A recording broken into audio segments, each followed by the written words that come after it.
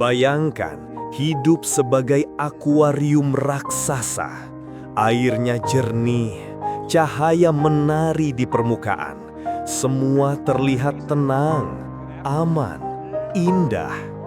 Namun kau lupa satu hal. Ikan tidak pernah bertanya apakah dunia di balik kaca itu nyata. Ia hanya berenang, ia hanya mengikuti arus. Hingga suatu hari, ia melihat bayangan asing di luar cahayanya sendiri. Truman Burbank adalah ikan itu, berenang dalam kesempurnaan yang tidak pernah ia pilih.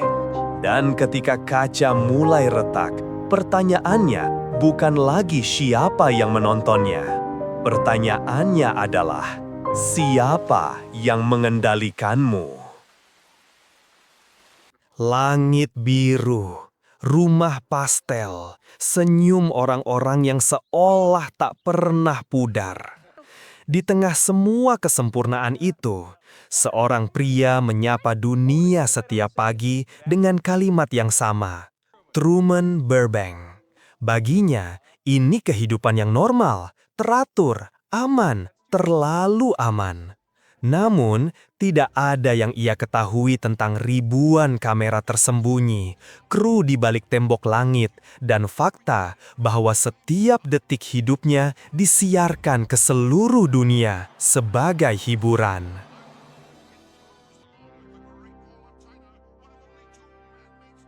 Truman menjalani hari-harinya dengan pola yang nyaris identik.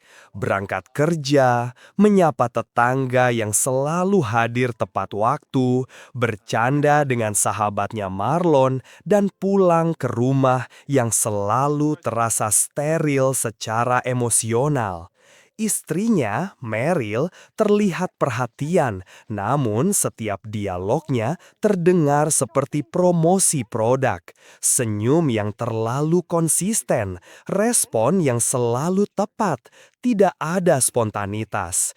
Inilah titik awal kejanggalan. Dunia Truman tidak terasa hidup, ia terasa diputar ulang. Suatu pagi, sebuah lampu besar jatuh dari langit dan menghantam jalan di depan Truman. Stasiun radio segera memberikan penjelasan absurd, kerusakan pesawat. Truman diam, nalurinya menolak penjelasan itu. Kecurigaan mulai tumbuh. Ia memperhatikan pola kendaraan yang berulang, orang-orang yang muncul di waktu yang sama, dan suara radio yang seolah membaca pergerakannya secara real time. Ia belum tahu alasannya, tapi pikirannya mulai melawan kenyamanan.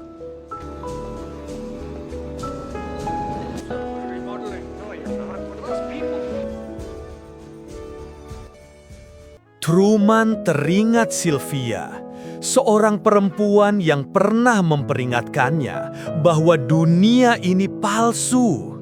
Ia diseret pergi dan digantikan dengan narasi bahwa ia mengalami gangguan mental. Namun Sylvia bukan kesalahan, ia adalah anomali, bukti bahwa ada sistem yang sedang disamarkan. Sejak saat itu, tujuan Truman berubah, bukan lagi sekadar hidup tenang, tapi keluar dari Sea Haven dan mencari kebenaran. Truman mulai menguji realitasnya. Ia mendadak mengubah arah perjalanan, masuk ke jalan yang tak biasa, dan memperhatikan reaksi orang-orang di sekitarnya.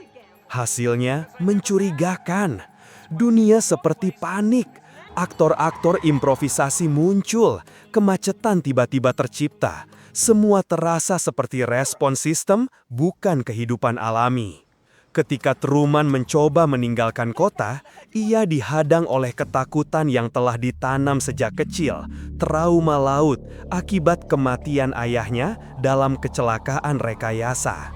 Ia sadar, dunia ini bukan melindunginya. Dunia ini mengurungnya.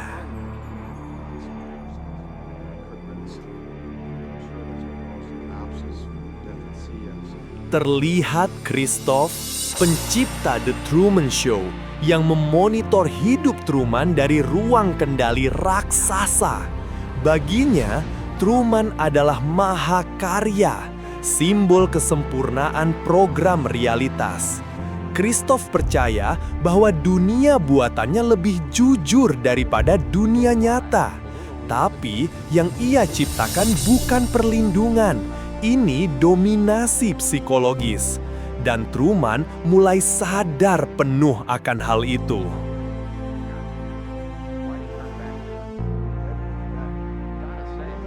Truman melarikan diri dengan perahu kecil. Laut yang selama ini ia takuti kini menjadi satu-satunya jalan menuju kebebasan.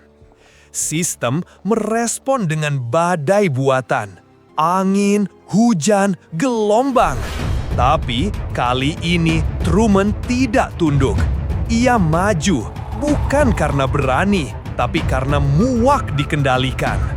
Perahunya menabrak dinding langit buatan, batas dunia yang selama ini ia anggap tak berujung.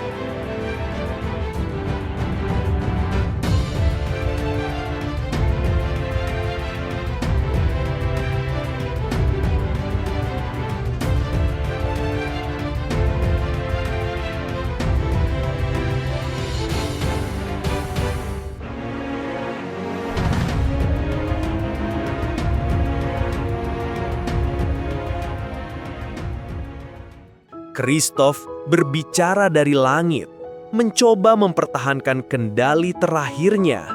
Ia menyebut dunia luar kejam, tidak seindah Sea Haven.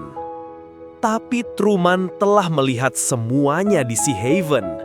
Ia memahami satu hal sederhana, kebebasan memang tidak selalu nyaman, tapi kepalsuan akan selalu menyesakkan. Ia tersenyum, mengucapkan salam terakhirnya, lalu melangkah menuju pintu keluar.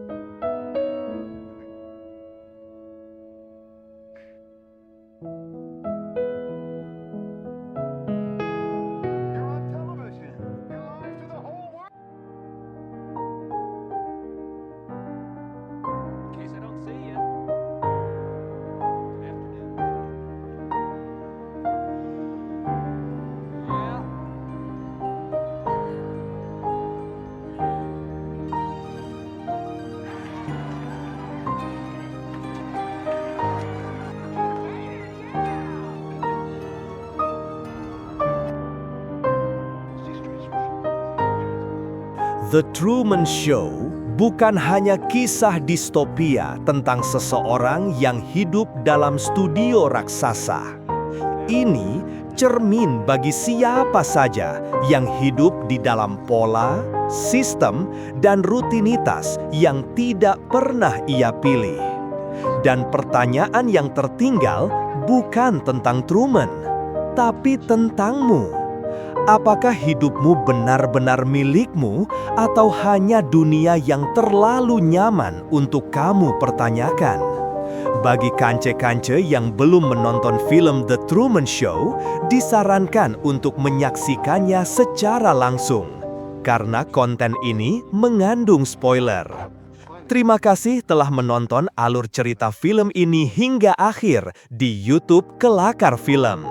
Si Patrick makan permen, permennya seember. Jangan lupa untuk like, komen, dan lanjut langsung share dan aktifkan lonceng notifikasinya. Terima kasih, sampai bertemu di video alur cerita film selanjutnya.